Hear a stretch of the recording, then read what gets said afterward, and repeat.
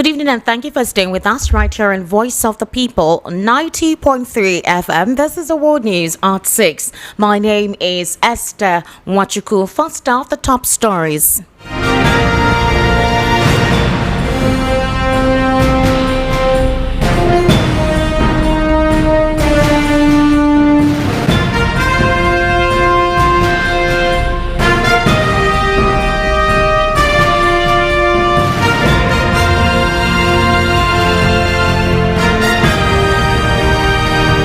Thank you for staying with us. We'll start from stories outside the shores of Nigeria, where Stephen Colbert has branded Trump an autocrat as he defends suspended Jimmy Kimmel. Now, Trump, Xi Jinping discuss U.S.-China trade and TikTok in a phone call. Fubara addresses Rivers people after 6-month suspension. Abuja resident doctors suspend indefinite strike after Senate intervention. 2 recent suspected cases of Ebola scare Nigerian government tests negative. Also, Buhari's men slammed Tinubu's APC rally behind Atiku Abubakar.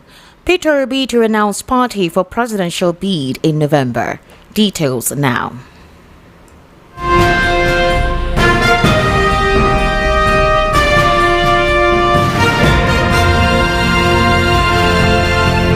Thank you for staying with us. The world news begins with Stephen Colbert branding President Donald Trump an autocrat as he criticized ABC's decision to suspend Jimmy Kimmel's talk show. Colbert called ABC's move a blatant censorship and said his stance with Kimmel's 100% at the taping of The Late Show with Stephen Colbert on Thursday night. However, you do know that this is coming amidst the ruckus that ensued after the host remarks concerning the killing of right-wing activist Charlie Kirk. ABC pulled Kimmel's show on Wednesday over comments he made during his opening monologue 2 days prior. Nexstar Media Group, the largest owner of television stations across the country, also said that it would replace Kimmel's show with other programming in its ABC affiliated markets. Well, as it stands, Stephen Colbert labeled Trump an autocrat, slamming the ABC's decision, saying that with some new lows, the MAGA gang desperately is trying to characterize the kid who murdered Charlie Kirk as anything other than one of them, and with everything they can to score political points from it. However, there are finger pointing where others are actually grieving over the death of Kirk. And still on the world news at 6, however, in this recent development, right back home, the Nigeria Center for Disease Control and Prevention, NCDC, has disclosed it is on high alert over Ebola scare in the country. The agency also confirmed that 2 recent suspected cases of viral hemorrhagic fever in Abuja tested negative for both Ebola and Marburg viruses. Director General of the NCDC, Jide Idris, made this known in a statement today. Idris stated that the most recent case involved a traveler who arrived in Abuja from Kigali and promptly sought medical care when he began to feel unwell. He noted that the NCDC had carried out a dynamic risk assessment in response to recent reports of Ebola in all the countries and had stepped up nationwide anticipatory measures. According to him, surveillance had carried out a dynamic risk assessment in response to recent reports of Ebola in all the countries and had stepped up a nationwide anticipatory measure. Now, in Nigeria's medical sector, however, the resident doctors have suspended their indefinite strike, stating categorically after days of disruption in medical services. The president of ARD-FCT, Dr. George Ebon, confirmed the suspension today, noting the doctors will return to work on Monday, September 22, 2025 at precisely 8 a.m. He explained that the decision came after the intervention of the Senate Committee on Federal Territory Area Councils and Ancillary Matters, as well as out of respect for the Minister of the Federal Capital Territory, Wike. However, he made it clear that none of the doctors' demands had been addressed yet. You know that the current phase-out began earlier this month when ARD-SCT members, frustrated by unfulfilled promises, declared an indefinite strike. On September 14, 2025, the association held an emergency meeting and resolved to down tools from September 15. This came after a 7-day warning strike failed to move the authorities to act on their concerns. The strike quickly paralyzed services across the 14 district and general hospitals under the FCT administration, leaving many patients stranded and forcing others to seek costly alternatives in private clinics. While in Rivers State, the recently re-announced governor, that is, this is from the suspension, Similai Fubara, has announced a state broadcast today for 6 p.m. following his return to office after the lifting of the emergency rule in the state. The governor disclosed this shortly after arriving at the government house in Port Harcourt, where he was greeted by a massive crowd of supporters. Fubara described the turnout as overwhelming and a reaffirmation of the bond between his administration and the people of Rivers State. The governor noted that the large crowd of supporters who trooped out to welcome him home demonstrated genuine love and trust in his leadership. Fubara assured the people that his government would remain committed to policies and programs that would have endeared him to them. The governor explained that his planned broadcast will be used to acknowledge and commend all stakeholders who played key roles in restoring normalcy in the state. Now, due to the fact that we have other stories to read out in the world news at 6, during the evening rush, we'll definitely be playing a little clips of Fubara's national broadcast to the people of Rivers.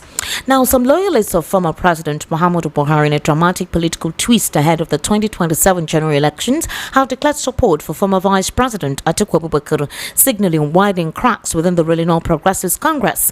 Well, the declaration was made during a private meeting in Abuja, where state chairman of the defunct Congress for Progressive Change, Buhari's regional political platform, converged on Atiku's residence to chart a new political direction. Atiku, who is leading efforts to build a broad coalition under the African Democratic Congress, hosted the delegation and pledged to partner with them in reshaping Nigeria's political landscape. The CPC bloc, widely seen as Buhari's most loyal political base, accused the present administration of betraying the ideals that united the coalition, which swept APC to power in 2015. One of the leaders told Atiku to bring it out, make it visible. Politics does not operate in the corner. Bring the politics out, and this is essentially what we're here to emphasize. Recently, Atiku was seen with a branded campaign bus on the ADC Atiku for President 2027. Meanwhile, the 2023 Labour Party presidential candidate Peter Obi has intensified consultations with political heavyweights as he prepares to make another run for the presidency in 2027. An official announcement on his political platform is expected in November.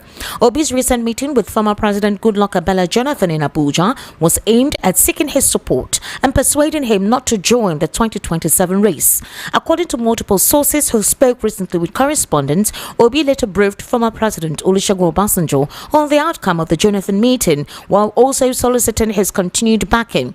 A senior insider in Obi's camp said, and I quote, his meeting with Jonathan was to appeal to him not to run, but instead to support him. He believes Jonathan's support will be a major boost for his chances. Afterwards, he met Obasanjo to brief him and deepen consultations. The source also added that Obi's formal declaration in November would determine whether he would remain in the Labour Party or switch to the African Democratic Congress, a coalition platform recently embraced by some of his supporters. Another insider revealed that former Anambra governor is also planning consultations with former heads of state and traditional rulers before his declaration. You're currently listening to the World News right here in Voice of the People, 90.3 FM. We'll take a very short break where we return more news and we'll head into a news analysis segment. Do kindly stay with us.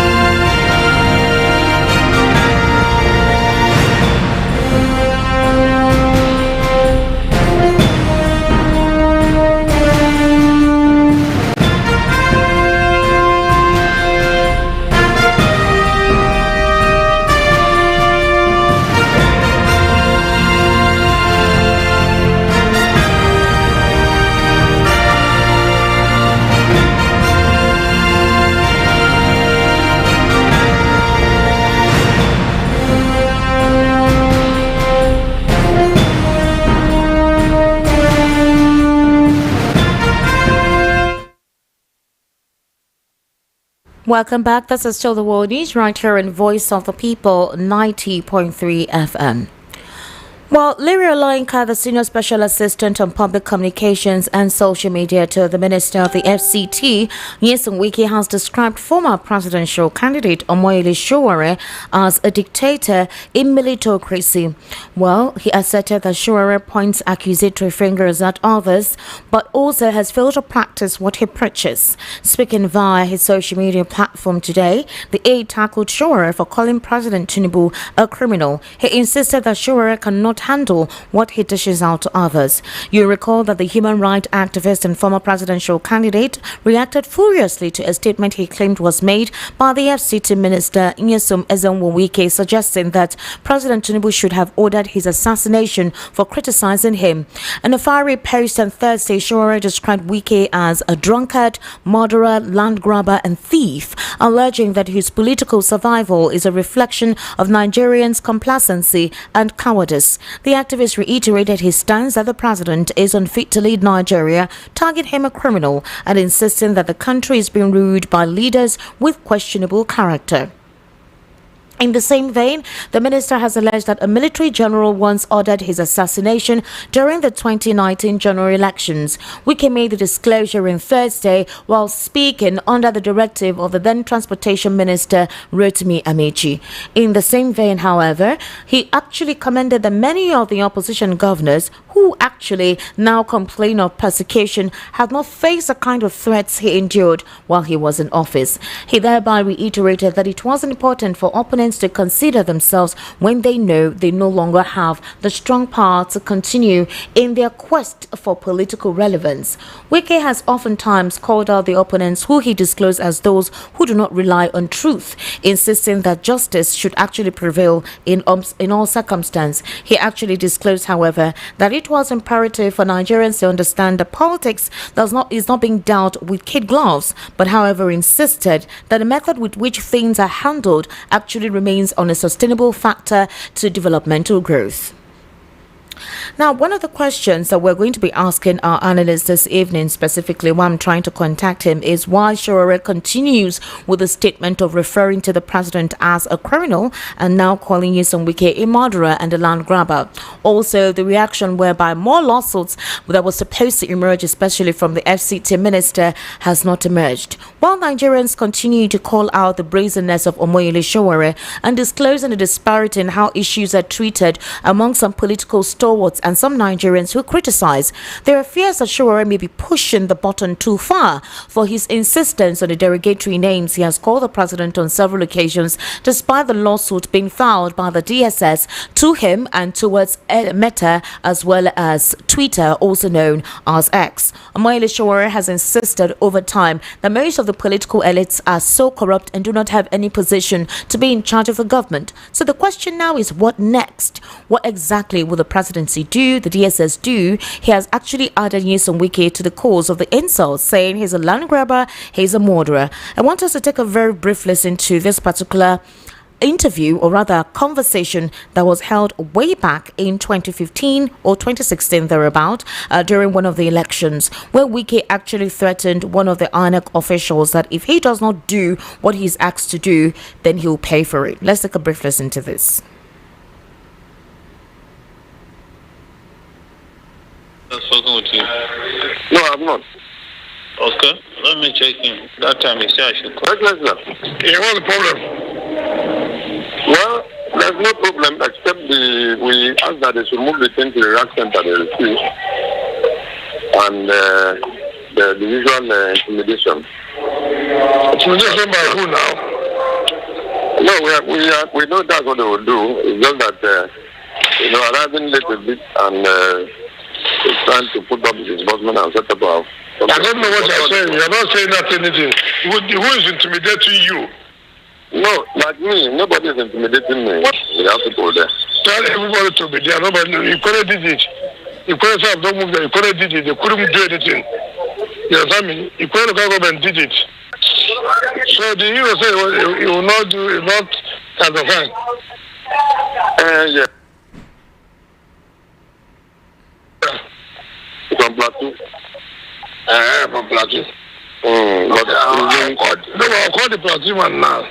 I'll tell him to tell me if he does not return my lesson, I will deal with him. Don't worry. No, let him just sign. That's all. No, if he does that, he should return whatever. I'm going to make sure that I will kill him in this state. Don't worry. Hello. Hello, sir. Call the bank coordinator. Yes. Of Plateau, the manager. Yes. That I said he should warn his man in Ghana. Okay, sir. That if he does rubbish, he should inform what to give. That if he tries it, I will make sure that he will never leave the state. No problem. So the time I get him, that he should warn him. If he's playing with people, he thinks that they will collect that and begin to do rubbish. That then I said that you see what I will do to him. If that's how they be, and then too, I think the man in Ikwere, I think it's also Plateau. I think it's also Plateau. So find out and tell them that call the three coordinators that I said they should tell their people. If they want to joke with me, it's not me. I will kill them in this way before they leave. No problem. If they should return what they gave them, I will keep them. Don't call the three of them. All right. All right, that was Wike way back during the elections where he was threatening the resident electoral commissioner of Rivers State if he refuses to align with whatever agreements they had. Critics have come out to say that that is basically how the political situation takes place in this part of the world. Intimidation and inducement, harassment on either the electorate or actually those who are in charge of conducting a free and fair election, INEC, and their workers during elections. And others are saying this could possibly be the reason why the Sowore is alleging or accusing Nyesom Wike of being a murderer, a land grabber, and one he considers a criminal. But however, other supporters have asked, what is the authenticity of this conversation? Some people feel that it is AI generated and it is indeed not true, or supposedly the conversation was doctored. But others believe that Nyesom Wike's voice is actually very distinct, very obvious considering how he sounds. In that particular regard, however, then what happens as to the future or the upgoing with the situation between the DSS and Showore's insistence that indeed Wike is a murderer and the president is what he termed him as. Another consideration to look at as well is Peter Obi's political initiative, where he has been making consultations with other political elites and former presidents and traditional rulers. Peter Obi is meant to announce what political party he'll be running with in November. Whether he would run with the Labour Party or with the ADC or a different political party that no one actually expects. However, there are talks if November is the right time for him to make the announcement. Others feel what could be the difference between now and then. There are other supporters who believe that whatever political party he aligns with, obviously he would have the kind of massive support. But the question is, between now and 2026, with all the quagmire going on in the country, is it what the political theatrics at play that a lot of Nigerians will be talking about? Again, these are rhetorical questions that I intend to ask my analyst when I'm trying to contact him. He could possibly either have forgotten that we're supposed to have a conversation. However, it is quite pertinent to understand what insider sources are saying, especially those who are close to Peter Obi. We have heard on several occasions that some persons within the PDP have been asking him to join them. Rather, we also heard that former President Goodluck Jonathan may actually be asking Peter Obi to step down. We're hearing now that the reverse is the case. It is actually not Peter Obi, but Jonathan, who is being asked to step down to support Mr. Peter Obi in the 2027 general elections. Well, however, it is important to also note that while all of these are insider sources, it will not be surprising to hear tomorrow that is basically not what the conversation was all about. While Nigerians continue to possibly kowtow to the principles of this political party, the question remains, however, that for Nigerians to look forward towards the 2027 elections, what exactly could it be the reason why they're focusing on politics rather than focusing on administrative tendencies of the political elites and the executive in governance? Now, meanwhile, Fubara did not resume yesterday in Rivers. He actually resumed today. There's a press briefing ongoing at 6 o'clock. I'm sure he has already commenced released the interview, or rather the address to his supporters in Rivers State. We'll be looking into that during the evening rush at 7 o'clock. Yes, and Wike has actually told us that Fubara intends to work for him, or rather work for the people, and that there is no quagmire in the state. However, there are insider sources who tell us that one thing they know for very sure, certain, is that Fubara told some supporters not to criticize Wike, not to say anything terrible about the administration of the day, not to say anything derogatory in whatever form. Barrister Darlington Agumwa, good evening and thank you for joining us today. Baby, how are you? I am fine, sir. Good evening, sir. Welcome to the World News at 6, sir. Okay, it's my pleasure. Thank you so much. Now, Barrister Darlington, I'm going to start off with my rhetorical questions, because while I was trying to connect you, I think the network was obstructing and I asked a lot of rhetorical questions. So let me go back again. Barrister Darlington, Sowore has maintained that Nyesom Wike is a murderer. I played a particular conversation, supposedly or allegedly, that was had with Nyesom Wike and some certain persons during the elections, either 2023 or 2015 thereabout. I think it's 2023, the recently general elections that was concluded, where Fubara had Nyesom Wike had conversations with certain persons where they wanted to intimidate the resident electoral commissioner to sign or something. Possibly they had inflated the results. The person was meant to do their bidding. So we heard him speaking to those people and telling those people to tell that person that if he doesn't do what he's meant to do based on the fact that he had been paid, that he would murder the person. It is on this premise that this particular conversation went viral. In fact, the conversation was on X. Sowore used that premise to insist that Nyesom Wike is a murderer, insisting again on calling the president a derogatory name. Now, Barrister Darlington, you do know that the DSS has filed 5 count charges against Omoyele Sowore.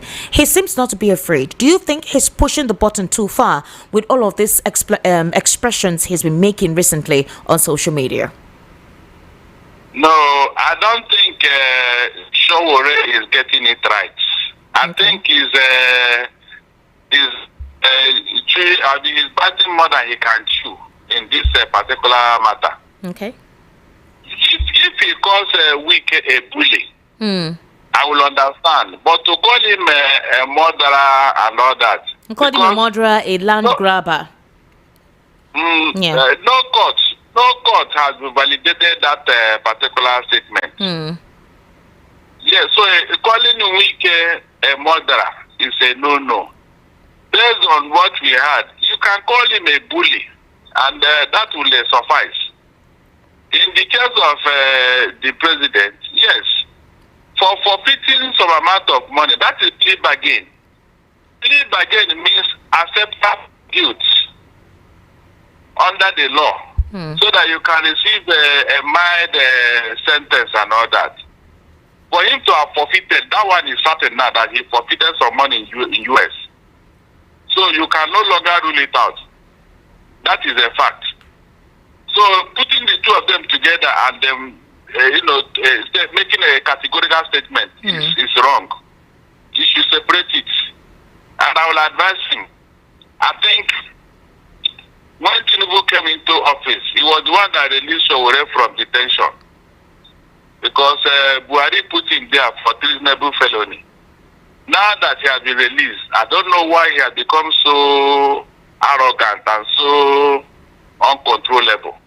Okay, so do we see another lawsuit coming from Wike's camp? Because the spokesperson for Nyesom Wike has actually come out to describe Sowore as a dictator in a militocracy, and that Sowore points accusatory fingers at others but has failed to practice what he preaches. The aide tackles Sowore for calling the president such a derogatory name. Do you think the response is too lighthearted compared to if any other individual, and I'm referring to any other political stalwart like a Peter Obi or Atiku, calling Wike or calling the president such names? Do you think there's a kind of levity being handed down to Sowore? What exactly is happening? I am very sure that somebody is beating the drum that Sowore is dancing. If not, he wouldn't have been this arrogant. Even the spokesperson for Tinubu, the president, they are not even talking, unlike other people and all that. So There must be a reason why they are, treating Sowore with kid glove. They know what they are doing, like I've always insisted. Sowore is not doing what he says. He's not practicing what he says. This arrogance and impunity that coming from him, I don't know where he's going with it. That's not the way to go about it. That's not the way. Maybe some people are behind him and he now take advantage of it to be doing what he's doing. There is a game that somebody is playing here, which I don't understand. All right, but he also claims that Larry Olayinka is saying Sowore does not trust anybody but himself.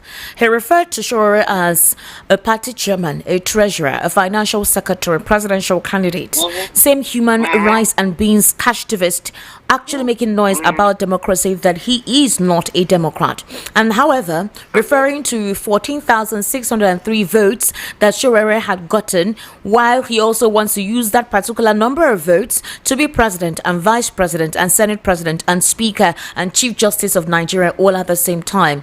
Again, do we just see this as one of those banters in our political space, or do you think more will actually come out of this? Sowore can be seen here as a rabble-rouser because he doesn't have any political relevance, He's just a rabble-rouser.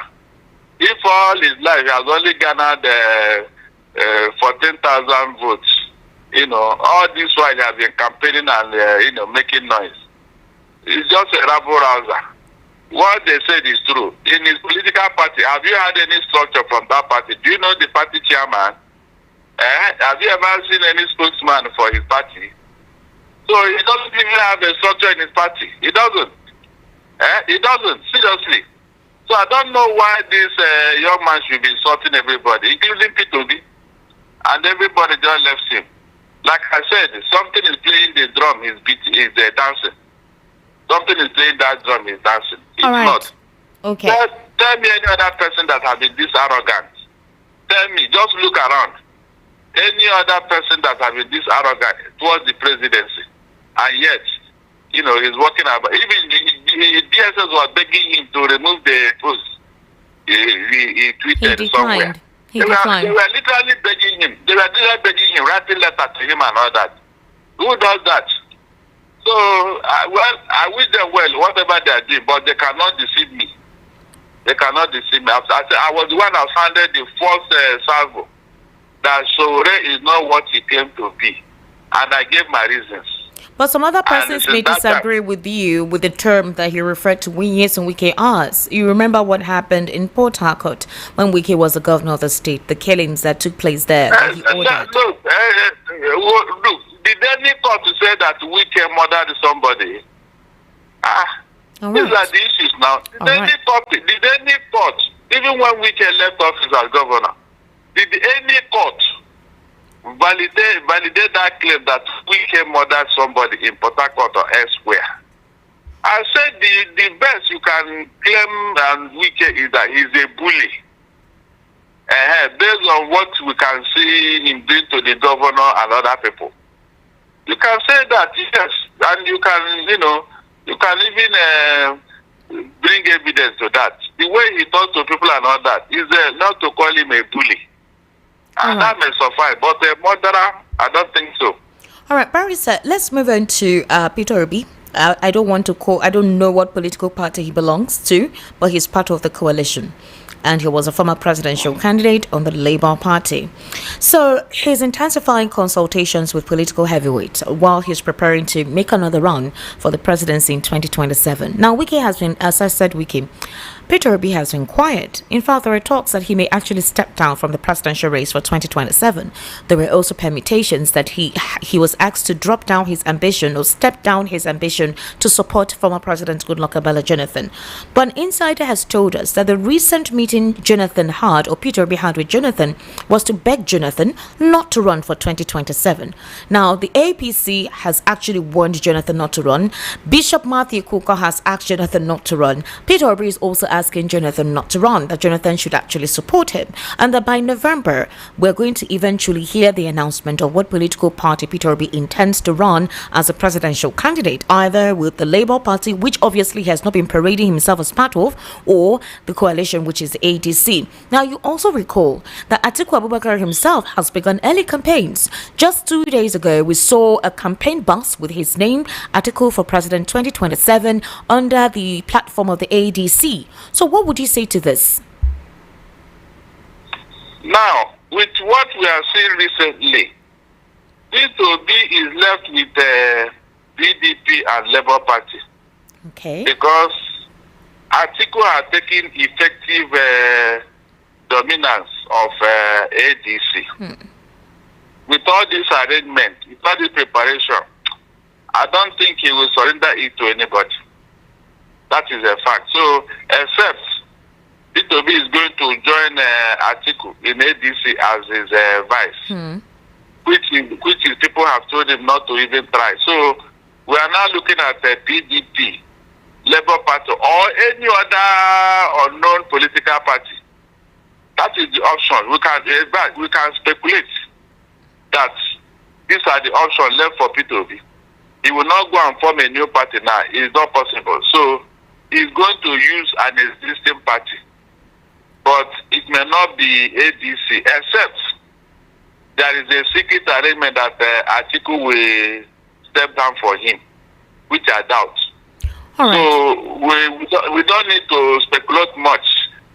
The November is here. In the next 2 months, November is already here. Well, the source said that for now he still belongs to the Labour Party, but that in the coming days he'll be meeting with other political stalwarts. That's former presidents, General Ibrahim Babangida, General T.Y. Danjuma, General Yakubu Gowon, General Abdusalami Abubakar, and others. Meanwhile, the Obedient Movement are reacting. They've described his engagements with former leaders as friendly consultations. They say that these are regular meetings between old friends and statesmen, and Obi is still a member of the Labour Party, and any decision about his political platform will be announced in November after full consultation. So obviously the inside source is right by telling us that Obi will be announcing in November, and that he is already making consultations with the relevant persons he thinks to offer him the kind of advice needed to run in 2027. But however, with the current mechanics on ground, do you think Peter Obi has a strong chance in 2027, regardless of what turns up? Why not? APC has already given him the weapon to succeed with their governance. I am sure he will make it because of the popularity he has garnered. And based on the fact that in the last election, there is this allegation that he won that election. So they may give him a sympathy vote this time around. That is what I think. If APC have been doing well, it would have been impossible. But now, with what is going on, in fact, anybody can challenge the Tinubu and win him. That's the truth. People are tired. Wow. Okay. Well, not everyone. Some people still love him and trust that his administration will do better for them. Barrister Darlington, Fubara. The people, Esther. Sir? The people that are supporting him, the question is, on what ground? Because you are getting crumbs from the master's table. Or the people that got the 330 billion that they said they shared. If you are supporting somebody based on bribe and arm twisting, did it come from your conscience? How do you know that they were bribed and arm twisted?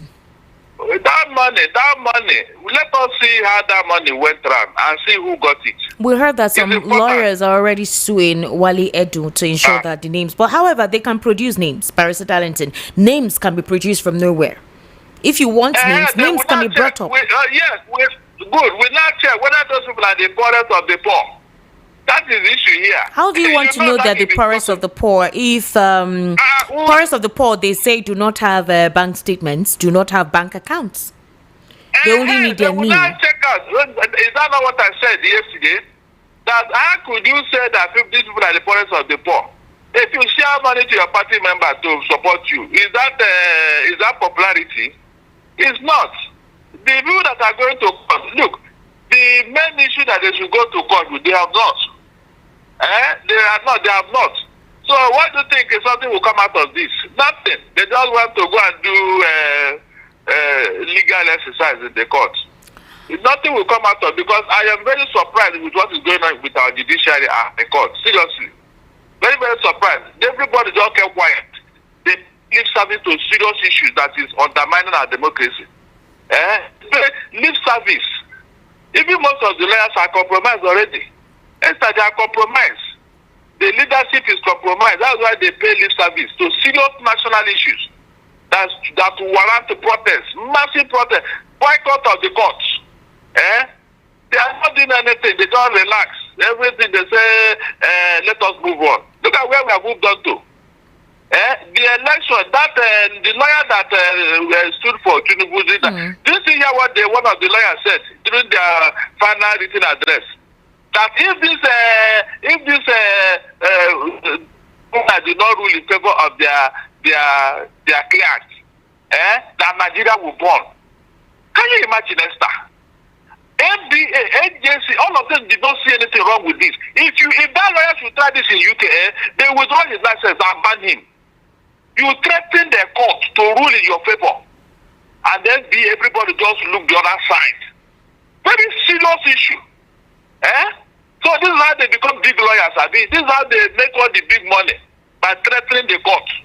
Well, please, let's go to another thing, Jerry. All right, finally, Fubara should currently be addressing the people of Port Harcourt. We heard yesterday that Fubara told his supporters not to say any derogatory comment against the president or against Nyesom Wike.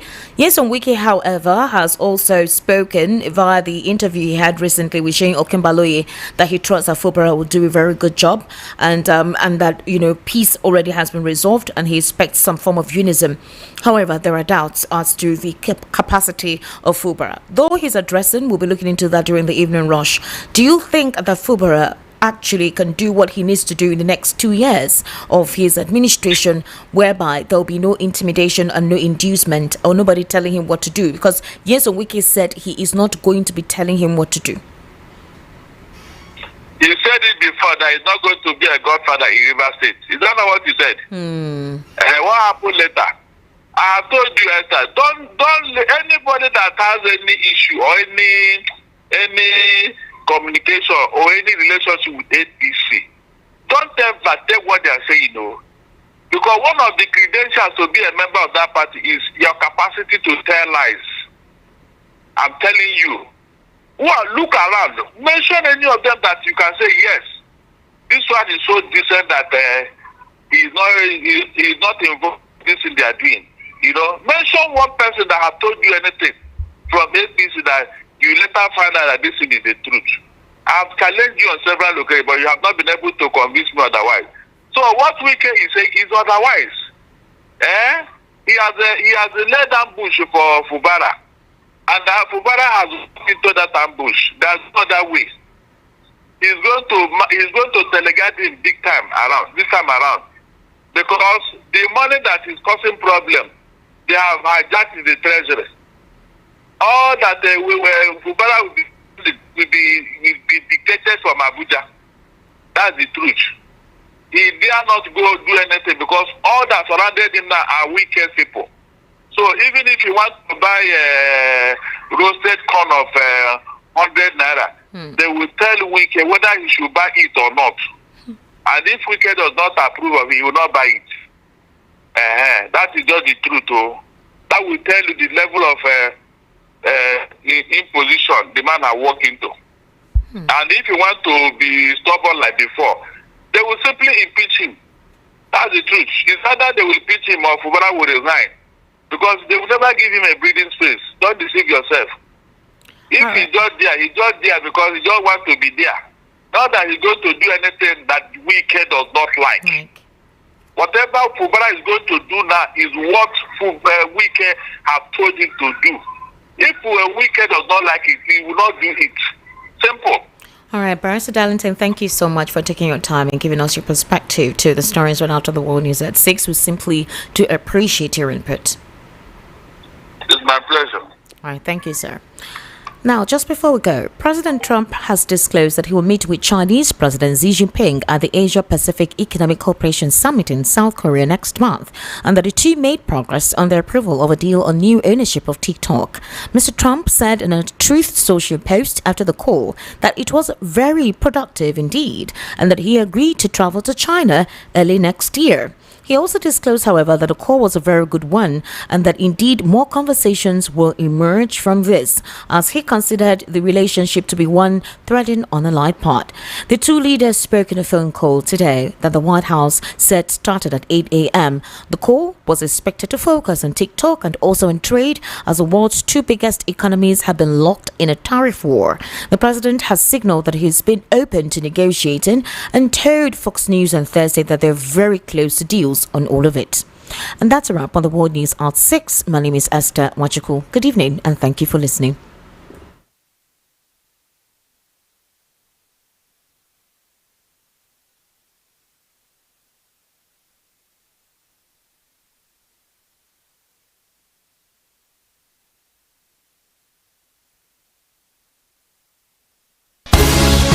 Broadcasting live from the Coco News Center, giving you the latest updates around the globe. This is VOP 90.3 FM. My guy, you better upgrade your